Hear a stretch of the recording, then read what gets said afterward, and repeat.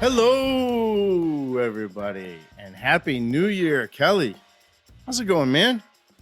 It's going great. Although, actually, you're kind of spilling the beans for us here because this episode won't be out until like February or March. But Happy spring break, Kelly. How you doing, man?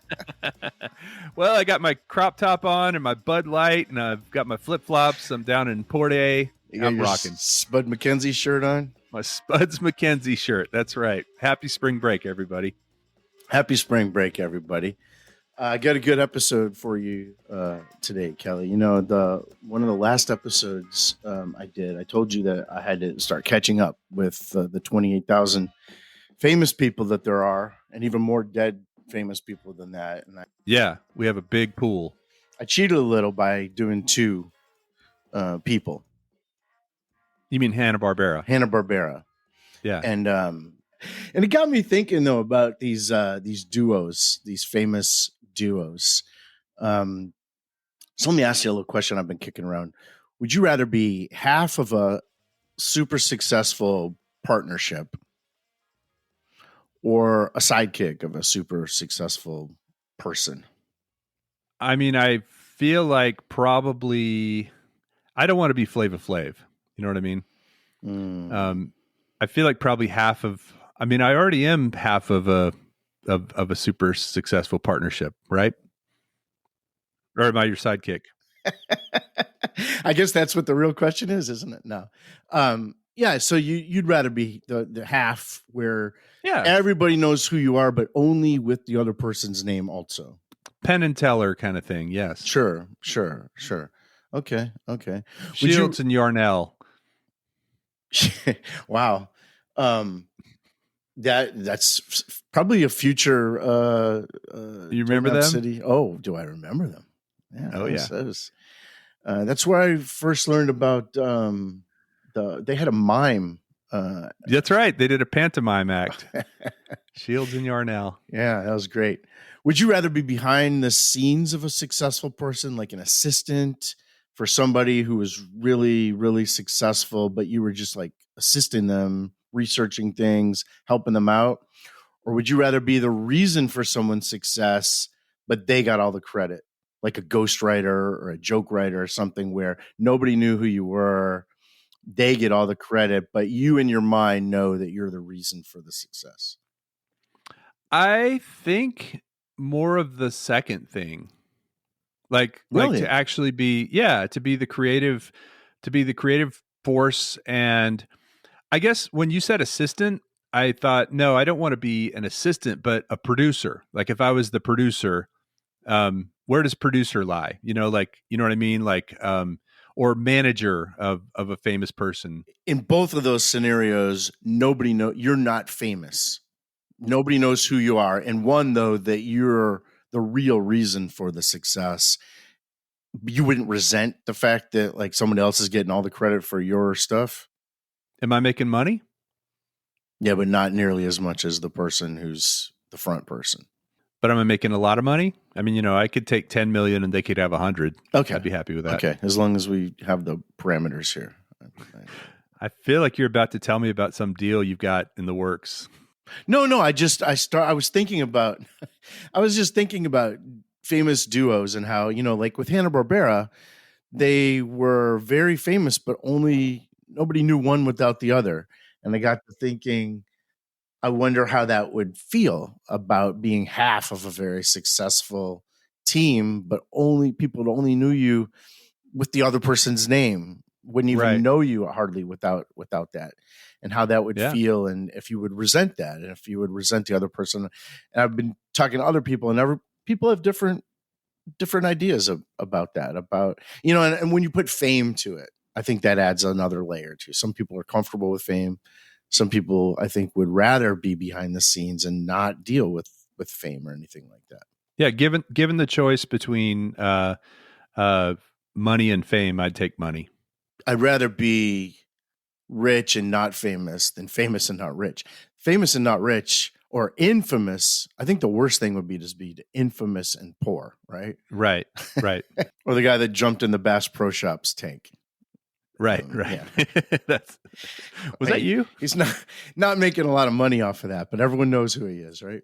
All right. Well, I'm going to tell you about another duo today. Okay. Like I said, working my way through that list, two at a But time. I'll only know one of these two people. No, you'll by know name? both of them, and you wouldn't know them without the other, probably. They're just inextricably linked. They were both born in the 1940s, and one of them died in 1999, and the other died in 2013. And they had a number of different TV shows with different names, but basically the same format, starting on PBS for years, and then got syndicated later on after that. On PBS. McNeil Lehrer? Oh, that's a good guess. But no, that's a good guess. Is it a news program? No. Okay. What kind of show did they have on PBS? Like, what was the? Well, if I told you that would give it away. But because I don't really think there's variety shows on PBS. No. And you might not even remember that it started on PBS. You might have remembered the more of syndicated version of the shows. But were they American? They were American. In fact, they were both from the city of Chicago. Oh. They were both newspaper men writing in rival newspapers, one for the Chicago Tribune and the other for the Chicago Sun-Times. They were rivals until the one day a week that they would meet and record their show. Oh, Siskel and Ebert. Siskel and Ebert. You remember these guys? Yes. Remember these guys? Oh, yeah. Actually, if you get on YouTube, there are you can watch the original review they did of Star Wars in 1977. Really? Did they like it? They did. They both did.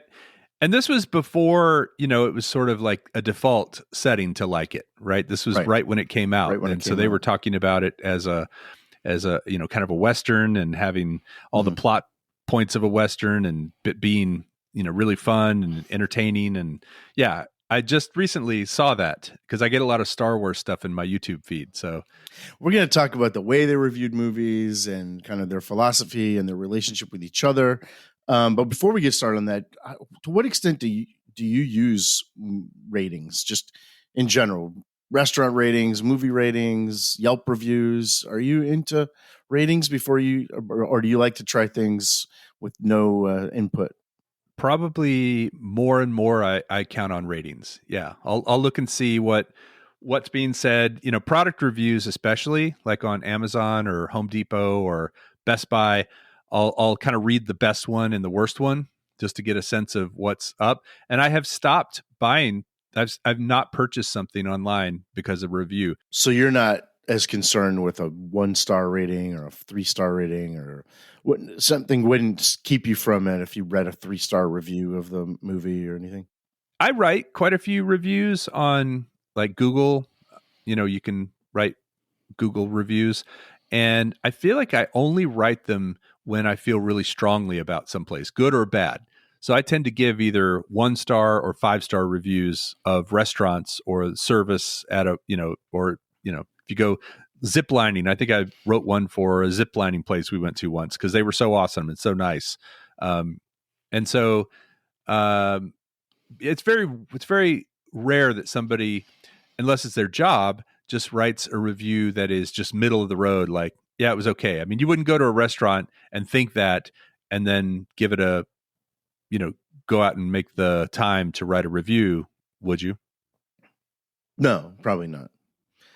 Unless you had really high expectations and it didn't meet it. Like, if you thought this is going to be the best thing ever, it's really expensive, it's going to be really nice, and then it was just kind of mediocre, then you might give it a 3-star review saying, yeah, it was okay, but.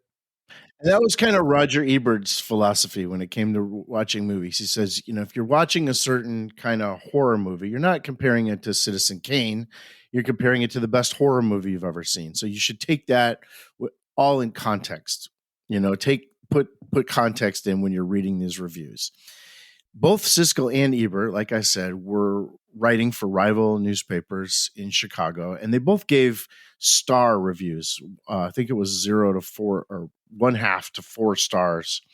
But on the show, do you know what they used? It was thumbs up or thumbs down, Thumbs up, right? thumbs down, and they actually ended up, I don't know if trademark's the right word, but they actually had intellectual property with the thumbs up, thumbs down, that other movie review shows weren't allowed to use that. That was like owned by them, the whole Wow. thumbs up, thumbs down. And there's even a great Sesame Street episode where Siskel and Ebert are trying to explain to Elmo and I think it's Elmo, or maybe it's Oscar and Telly the monster, about what the thumbs down up, thumbs down meant. How when your thumbs up, it's pointed upwards, so that meant good. And they were explaining and then the monsters were telling them that they should have a thumb sideways.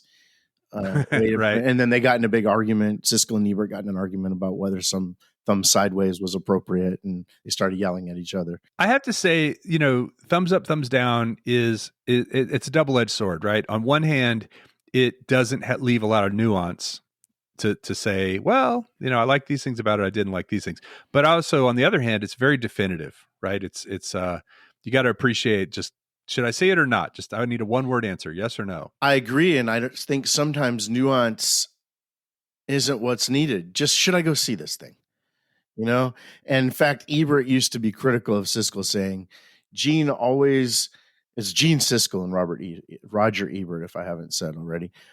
He'd say Gene needs to like the whole movie before he gives it a thumbs up. And I can tell you to go see the movie if there's parts of it that I don't like, that it's worth your time anyway. So they disagreed a little bit about what constituted a thumbs up or thumbs down. But I kind of like the thumbs up, thumbs down. I mean, I think it worked at least in that TV format. Maybe if I'm reading a longer, more thought out review, I would be looking for nuance, but I kind of like that thumbs up, thumbs down. And it was so quick. These hits were like 4 or 5 minutes on each movie. Thumbs up, thumbs down, move on to the next movie. They do 4 or 5 movies in a show, and then they sometimes have the dog of the week, where they'd show you a movie that was really bad, but you kind of already knew it was bad going into it. Yeah, and the thing is, if you see a review with 2 thumbs up, then you're pretty confident that it's going to be a good movie. Especially right? 2 people that don't agree on a lot of things. I think that's what kind of where the magic is these guys fight about a lot of things, and most of the reviews, I think, were probably mixed. And so if they both like it, chances are I'm probably going to like it too. And the thing is, by watching the show, and this is the way it is with any kind of review, this is what I don't like about Yelp, is that for me on reviews, I like to use people that I trust over and over. Like, this person's never steered me wrong, or this person doesn't have good taste. In Yelp, it's just random people and a different person every time. Yeah, but where Yelp works and Google works is in the wisdom of the crowd, right? Yeah, and thousands of people, right? If you got thousands of reviews and it trends towards one direction or the other, you can probably count on it being that. If it has 5 reviews and it trends toward one direction or the other, then you can't really trust it. Yeah, I agree completely. Well, let me tell you a little bit about these guys separately, and then we'll talk about their work together. So Gene Siskel, he was the skinny guy, if you're trying to picture who these guys are. And hopefully you've seen these guys before, but there was kind of a skinny one and a portly one. And Gene Siskel was born in 1946. And he was actually orphaned as a child and moved in with his aunt and uncle at 9 years old. Gene Siskel experienced a lot of anti-Semitism as well growing up, but went to Yale University, got a degree in philosophy, and graduated in 1967, and went almost right away and got a job at the Chicago Tribune, and did a lot of film criticism, which at the time, film criticism was pretty highbrow. Yeah. In fact, film criticism was probably pretty new. Art criticism was what was probably in vogue, and film was starting to be, in the late 60s, was becoming more of an art that was more respected. Roger Ebert, the aforementioned portly one, went to University of Illinois. He ended up getting a master's. He was an English major, though. He got a master's degree at University of Cape Town. Started actually in the PhD English Wait, Cape Town, program. South Africa? Yeah. Huh. Started in the PhD program at University of Chicago. He wanted to be a writer. He got a job at the Chicago Sun-Times just to kind of support his school, support his writing. He actually wrote some really trashy movies back in the 70s. He wrote with Russ Meyer, who was like an X-rated, not porn, but they had X-rated movies back then that were kind of just wild and raunchy, but they're not like porn. But he used to write all these really far out movies, and Roger Ebert helped him out and wrote a movie called Beyond the Valley of the Dolls. It was yeah. And then I've heard of that. Beneath the Valley of the Ultra Vixens. Do you remember that? I've heard of that. Yep. Yeah, he helped write the screenplay on that. And he actually even wrote a movie called Who Killed Bambi, which was supposed to be the Sex Pistols version of Hard Day's Night. They were trying to get the Sex Pistols to kind of be more movie stars and follow the Beatles path. And he wrote this movie, but it was never released because, well, Grace Kelly was on the board of Fox, and Fox was going to try to release this movie, and she said, "No way! That's the most repulsive band I've ever seen in my life. We're not releasing this movie." So nobody's ever seen this movie, but the script has been floating around the internet for Who Killed Bambi. Yeah.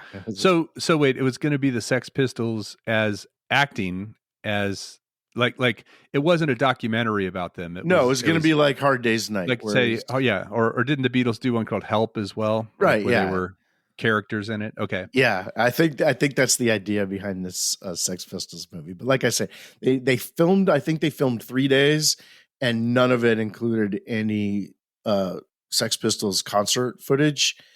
And I don't know if any of that footage exists, but I know the script exists. So I think it was really a bad movie. So he eventually had to kind of quit his education. Was too expensive, and he kind of got into the newspaper writing. So he was this is Roger Ebert. They were both.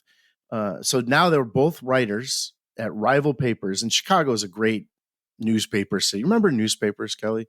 I wasn't a big newspaper guy. I did like to read the comics, and I did like to read Dave Barry. Like Dave Barry always had his little article, comedic article. Sure. I was a big newspaper guy. But yeah, I know some people that like got the newspaper every day and read it every day. That's me. Or on the weekends, and maybe got more than one newspaper. Oh, yeah. I think for a while we were getting in Houston both the Chronicle and the Post. Not because I don't think anybody in my family ever really read it other than like the weekend editions. Really? So we remember Parade magazine. Oh yeah. The newspaper. Anyway, yes, I do remember newspapers. And then, what a great thing for lining your bird cage or your guinea pig cage. So in big cities like Chicago, they'd have multiple newspapers. And at the time in the 70s, there was kind of two big papers, the Tribune and the Sun-Times. So if you got the Tribune, you flip to the movie section or the entertainment section, you'd see Gene Siskel's review on the movies that just came out. If you got the Sun-Times, you'd flip to the entertainment section, you'd see Roger Ebert's reviews. And somebody had the genius idea to put these guys together on a TV show who clearly didn't see eye to eye, didn't really even like each other, and let the sparks fly. Now, Roger Ebert was a great writer. Like I said, he was an English literature person. He was writing screenplays, even though they were kind of trashy, but he was a good writer. He actually won the Pulitzer Prize for criticism in 1975. And I think Gene Siskel always kind of resented that and thought that just was jealous of that. So I started the show together on the local Chicago PBS station, and it was called, and this isn't a great title. No, this isn't a great title. It doesn't really roll off the tongue. It was called Opening Soon at a Theater Near You.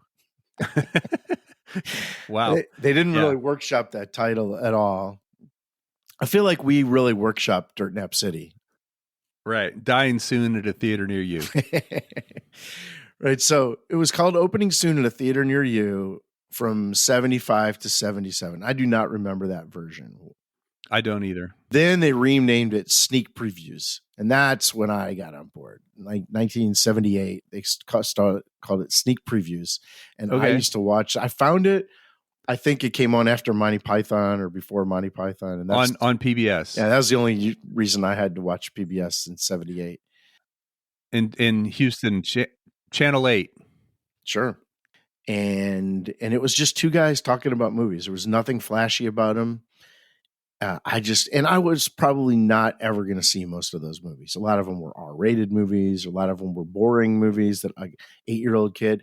But I remember being really attracted to watching these two grown-ups just kind of yell at each other and, call each other. Would they get that worked up? They did, actually. I don't really remember. I mean, I did watch the show, but I don't ever remember them like really going off on each other much. They did, but it was more subtle than you'd see today with like Fox News, where people are just, yelling at each other and screaming. And it wasn't like that.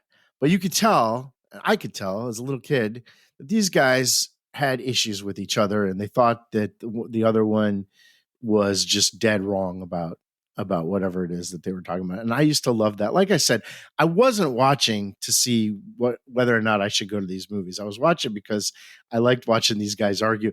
And I think part of it was they were kind of civil to each other, but really had some almost passive aggressive. Yeah, very. Yeah.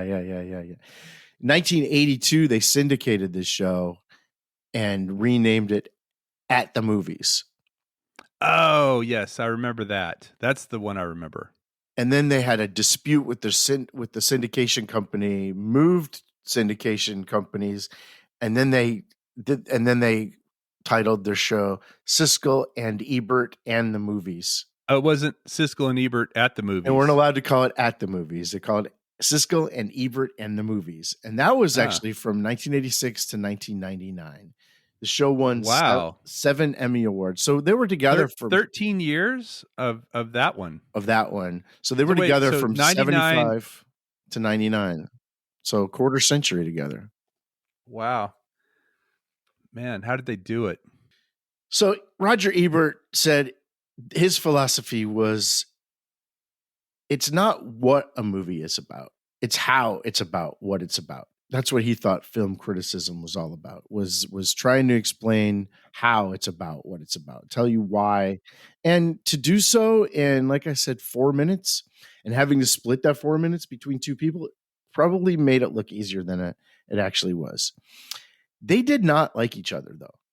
In fact, there's a great, I shouldn't say there's a great book. I have not read this book because it just came out about a month ago about these two. And about how they did not like each other. And that book has a great title. You know what the title? Would you call a book about Siskel and Ebert not liking each other? Critical something or another. It's better than that, dude. What? Opposable Thumbs. Oh, wow. It's a great title. Thumbs up. Yeah. 2 words, you know exactly what it's about. Opposable Thumbs. So I can't wait to dive into this book. But it's about how Siskel and Ebert changed movies forever by Matt Singer. I can't wait to dive into this. But they really didn't like each other, and they didn't rehearse the show at all. So when they rolled camera, they did not know what the other, kind of like the show, they did not know what the other one was going to say. They actually didn't even know what movie. One of them didn't know what movie they were reviewing. They had to guess. Had to give clues, right? They also, though, championed small independent movies. And I think that was another thing, especially being on PBS, that like I never would have known about a movie like My Dinner with Andre. That's not something you're going to see at the big Metroplex art films movie or whatever. Yeah, art films. But, when you talk to one about the other, they would never say that they didn't like each other. They would talk about, well, let me read you this. This is what Roger Ebert said. We had a lot of big fights. We were people who came together one day a week, and the other 6 days we were competitors on 2 daily newspapers and 2 different television stations. So there was a lot of competition. and a lot of disagreement. Gene Siskel and I were like tuning forks. Strike one, and the other would pick up the same frequency. When we were in a group together, we were always intensely aware of one another. Sometimes this took the form of camaraderie, shared opinions, sometimes hostility, but we were aware. If something happened that we both thought was funny but weren't supposed to, God help us if one caught the other one's eye. We almost always thought the same things were funny. This may be the best sign of intellectual communion. So they respected each other, kind of. But I want you to play clip B and tell me if these sound like guys that are friendly to one another. This is let me set this up. This is them recording a promo for their show. Sound a little excited, Gene. Sound less excited, Roger. That's why we're redoing it, because of what you did. It's Thriller Week on Siskel and Ebert at the movies, and we've got three new ones. And the movies, not at the movies. And that's why we're doing it this time. It's Thriller Week on Siskel and Ebert in the movies, and we've got three new ones. Dennis Quaid in The Big Easy. Michael Caine in The Fourth Protocol. And Kevin Costner and Gene Hackman in No Way Out. That's this week on Siskel and Ebert and the movies. And the asshole. And that's Roger. Wow. Yeah, so they weren't chuckling. You know, sometimes when you riff on somebody like that, you're kind of laughing and having fun. It sounded like some tension there. Well, and the visual of this is great because they're both. One is kind of they're one's sitting and one's kind of kneeling in the chair, and they're both looking at the camera, but they're not looking at each other. And sometimes when you aren't looking at each other, you can be a little more cross in the way you say things, you know. And I thought that was pretty funny. Yeah, it was awesome. Yeah, there's more of that. If you look on YouTube, there's more of those kind of guys just kind of getting on each other's nerves. What do you search for to find that, Alex? Siskel and Ebert want to kill each other? Siskel and Ebert fights. Yeah, you know. All right. They never got physical though that I know of. Some of the movies that Gene Siskel loved, he loved. I think his favorite movie was Fargo. Okay, and, good movie. Loved also Hoop Dreams, and he loved Saturday Night Fever. Remember the John Travolta movie? Yeah. In fact, he loved it so much that he actually bought the suit, the white suit, the famous John Travolta white suit. He bought that at an auction. Oh, the actual real one that John Travolta wore. Yeah, he bought that. Yeah, not a replica. This was Gene Siskel. Yeah. Okay. I don't know if he wore it, but yeah, he bought it as a movie prop. And then Roger Ebert loved 2001: Space Odyssey and Raging Bull. Those are probably two of his favorite movies. Though it's funny to see the movies, especially with the passage of time, to see the movies that they hated that ended up being kind of thought of as good movies. So like Gene Siskel hated Poltergeist, Scarface, Beverly Hills Cop, Terminator, Thelma and Louise, and Silence of the Lambs. And some of those won like Oscars, you know? Yeah. Those are all movies that people still talk about today. Right. Roger Ebert hated Dead Poets Society, Gladiator, Fight Club, Elephant Man, Clockwork Orange, Raising Arizona, Usual Suspects, Fast Times at Ridgemont High. They definitely, well, they would see the movie before other people, so they weren't influenced by what other people had to say about it. One of my favorite clips that I want you to play, though, is the review for the movie Home Alone 3. Did you know there was a Home Alone 3? No. So you know Home Alone 1, right? Kind of a Christmas classic. I don't know if I've ever actually seen it, but I'm familiar with it's Macaulay Culkin doing mean things to mean guys.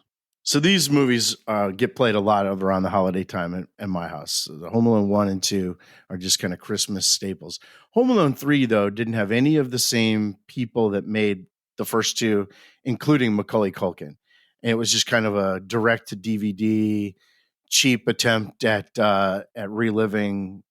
Cashing in on the name. Totally cashing in. But I don't think any of the same people were involved at all. And actually, Roger Ebert liked this movie better than the first two, which if you like the first two movies, just doesn't even make sense. movie had a theme song, it would be "Dumbbells Keep Falling on My Head." The story makes no sense. I feel for every family that's going to be suckered into seeing Home Alone 3. Now, this is going to astound you, but I'm giving the movie thumbs up. It does astound me. Are you okay? Better than you were the day that you liked Starship Troopers. Okay. Oh, no. I'll tell you why I like the movie. exciting. This movie empowers little kids. This is the one where they finally got it right. I liked it better than the other two. Than the original Home Alone? Little kids love the idea that they can somehow affect the outcome, that they can have power over grown-ups. That's they can number defend one. themselves and be smart and think about things. He hammers and in thugs this in the movie, first it's one. not as violent as the second one. The kid is charming. He really is a good little actor. And the plot is smarter than the other We completely movies. disagree. I thought the kid was generic mop top. And I thought that the Home come Alone... on, that kid? Yes. Come on. Yeah, there are only two kids. He's very good. Culkin's better. And the other thing is, it's the same plot as the first one, only more bumps to the head. The second, they're all the same plot. But what you just said that this one empowers him more than the other one. Absolutely not true. That's the secret of that's why kids love these movies, because they love the fantasy that they have power. But it's overdone. Overkill here. Not for Overkill. not Not for you.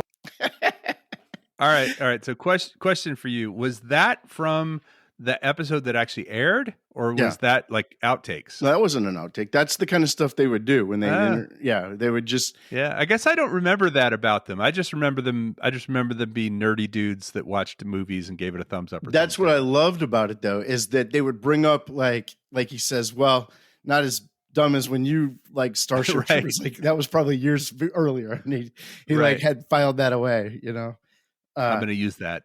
Roger Ebert had a really fun way with words, though, and when he didn't like a movie, he would really eviscerate it, especially in print. One of the more popular Roger Ebert pans was from a movie called North. Have you ever heard of that movie? No.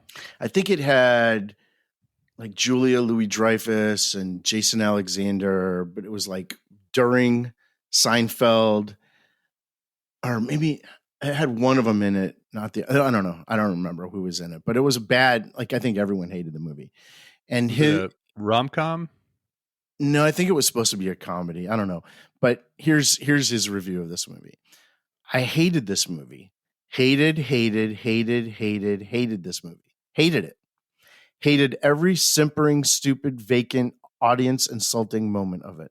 Hated the sensibility that thought anyone would like it. Hated the implied insult to the audience by its belief that anyone would be entertained by it. And actually, he ended up writing a book called I Hated This Movie of all, and it was a collection of all of the pans of movies that he didn't like. The other funny one, there was a movie called Mad Dog Time that came out in 1996. Have you ever heard of that movie? Never heard of it. I don't think it was very popular. He said, "This is the first movie I've seen that does not improve on the sight of a blank screen viewed for the same length of time."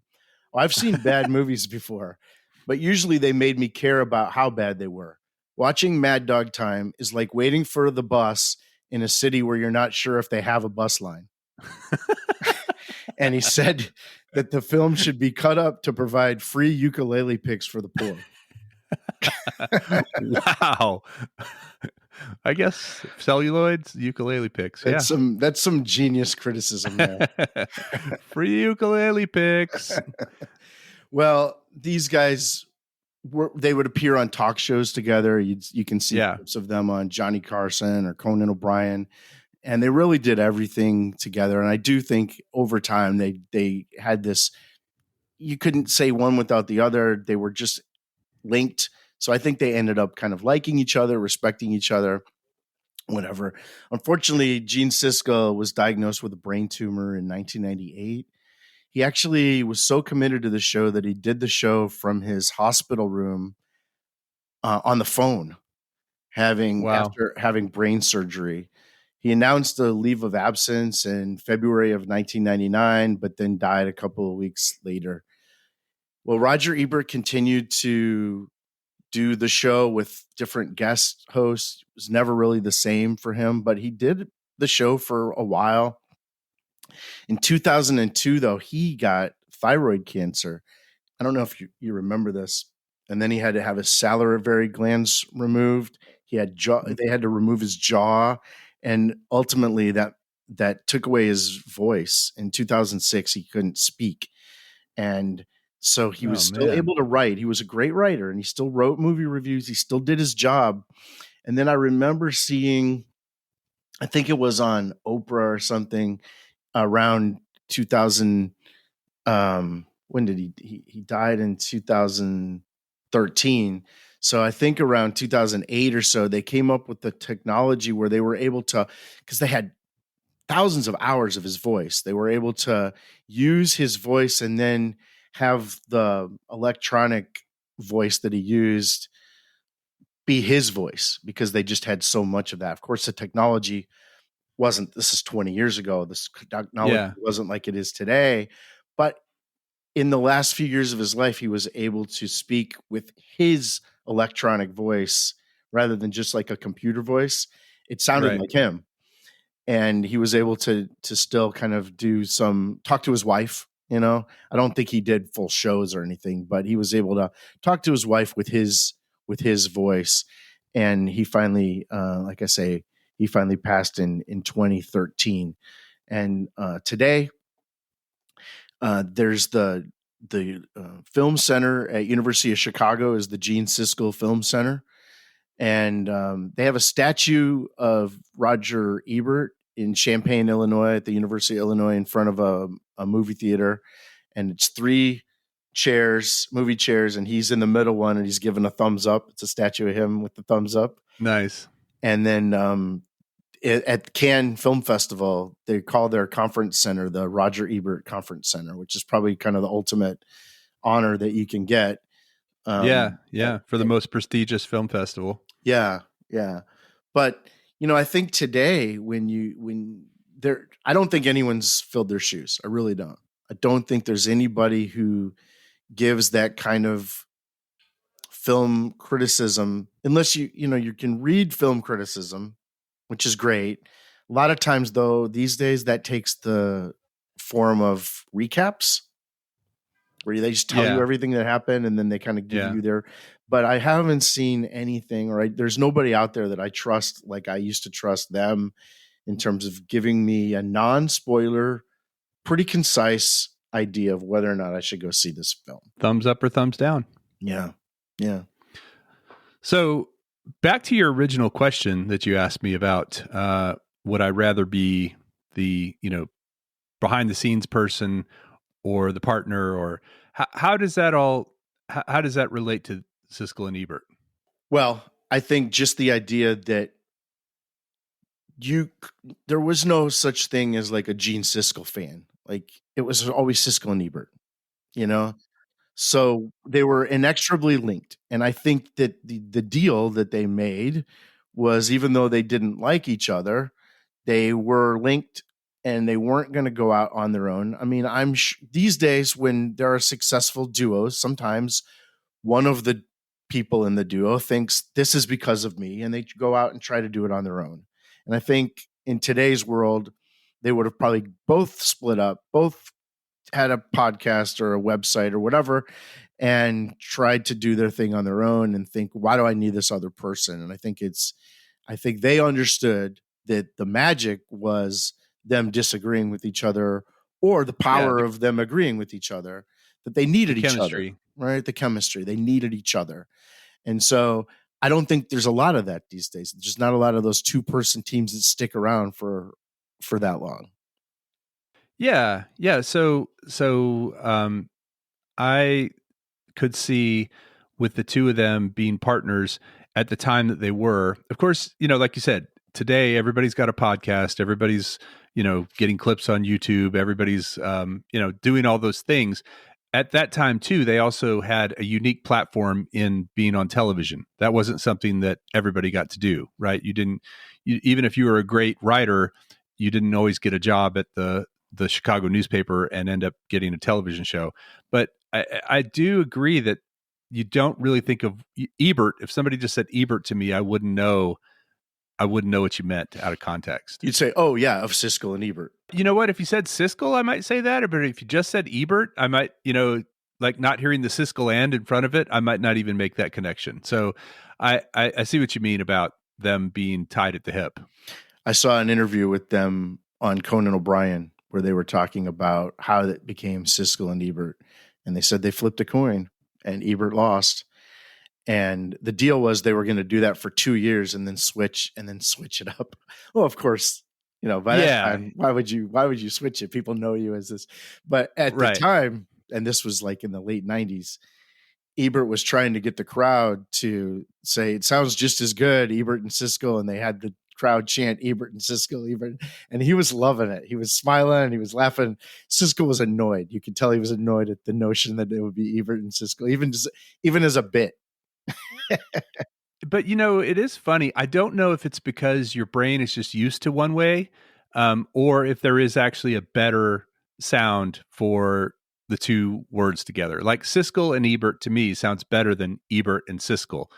But is that just because my brain's used to it, or is that because there's some sort of phonetics to it that sound better? I don't know. I guess we'll never know. Yeah. And the other thing I was going to say about them as a duo, not going out on their own necessarily, it's kind of like a band. Would you rather be a person who is in a really popular band, but nobody really knows the individual members, or I mean, like Third Eye Blind, right? There's a great 90s band that did a lot of really good things. Most people don't know the names of any of the band members, but they know the band. But then, you get just individuals, Justin Bieber or Beyonce or whoever, who are single person stars, and you don't know who necessarily Beyonce's drummer is, right? So I don't know. I kind of like the second or the first scenario of being in a band where nobody knows your name. You're fairly anonymous, but when you say the band name, everybody's like, "Whoa, oh yeah, that's awesome." I love that band, but I have no idea who you are. But I think, though, in this case too, they were individually, at least they had their newspaper subscribers, so they did have some name recognition. They didn't just start together, known as like the movie guys. They each had separate recognition, and then maybe just in Chicago. But then when you put it all together, that made I don't think they would have been as popular as known as like the movie reviewers and the movie dudes or something. Yeah, and that's why when we started talking about podcasts and you were going to do Smilin' Alex Smilem, I said no, like that. It's going to be better if it's Dirt Nap City, and leave yourself out of it. Yeah. All right, man. Well, that's Siskel and Ebert and the movies at the movies. You caught that when Ebert did not like that. It must be hard to say Siskel and Ebert and the movies. You have to pause a lot. There had to be some pauses. Especially when your show used to be called At the Movies. Oh, yeah. Well, you heard in their outtake, they couldn't do it, right? It was too deeply ingrained. Ebert and Siskel in the movies. Thanks. Good night. Well, if you would like to hear the modern version of two idiots arguing about a movie, check out our appearance on It's My Screen Time Too, where we debate the merits of the movie Wonka. Yes, classic. It's our take on Siskel and Ebert in the movies. Yeah, that's about as smart as the time you did a podcast about Pilates. Bye, everybody.